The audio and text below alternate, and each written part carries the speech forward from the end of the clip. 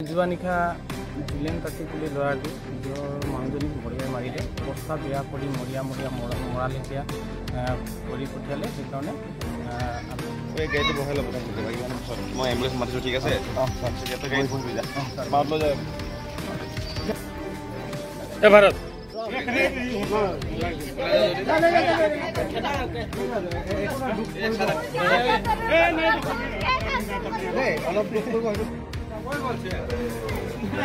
থাকি দোকান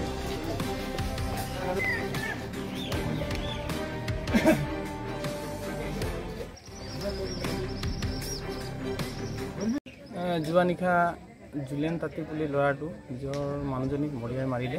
ৰাতিপুৱা আমি যেনে খবৰ পালোঁ, খবৰ পোৱাৰ লগে লগে আৰক্ষী আমাৰ কাকপথাৰ থানা আৰক্ষী ভাৰপ্ৰাপ্ত বিষয়ালৈ ফোন কৰি তেওঁক জনোৱা হ'ল যাতে আহি তেওঁক আৰেষ্ট কৰে বুলি VDPৰ সৈতে সমূহ ৰাইজে যোগদান কৰি তেওঁক ল'ৰাটোক ধৰি আৰু আৰক্ষীক গতাই দিয়ে।